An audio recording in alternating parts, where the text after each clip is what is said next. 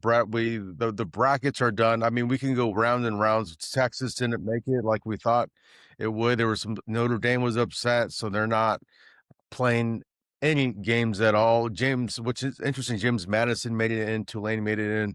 That's a whole different story. But by next week, we'll have the final score. So James Madison, Oregon, Brett. I have Oregon easily over James Madison in the first round. Who do you got in that? Well, I think a lot like you in that regard. But because everyone expects, including me, for Oregon to breeze through James Madison, I'm going to say James Madison's going to win it. Wow, Brett, that's a bold prediction. For no other reason but that everyone expects them to lose. James Madison, that is. Oregon's a 21.5-point favorite. Do you want to change your pick, Brett? No. Okay. The higher the point differential, the more likely that they'll be overlooked. I'm sure the coaching staff will have them prepared and will reiterate over and over again, do not look past this team. Do not look past this team. I don't know a lot about James Madison other than they had I think they had one loss going into the playoffs.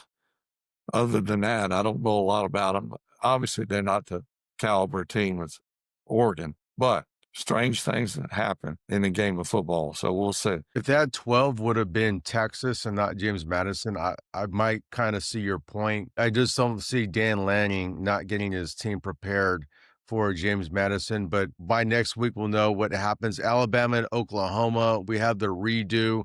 Alabama's still is the favorite, even though Oklahoma won. What are your thoughts? I'm going to go ahead and I'm going to go with Alabama on this one, even though Oklahoma already won, Brett. Well, I'm going to go with Alabama too. It was a close game, first game, and it's hard to beat a team twice in the same year. In Alabama, they're not the Alabama that we've come to know over the years, but they still are a huge threat. And if they catch fire, they could make a run deep in the playoffs. Tulane and Ole Miss, that's another team that you don't expect to see in the college football playoff bracket. Tulane. I mean, in my mind, we can debate this, there's at least half a dozen teams I think much more deserving than Tulane. Ole Miss are 17.5-point favorites. It's a little bit of strife because Lane Kiffin isn't coaching and the whole coaching carousel. I'm going to go with the upset on this, Brett. I'm going to go with Tulane. I'm tempted to go with Tulane, and I think that, I think the playoff system has gotten a lot better because I think adding teams like Tulane, James Madison, it could have been Southern Miss had they won the conference. And there's many other teams that are kind of middle of the road, like James Madison, Tulane, Southern Miss.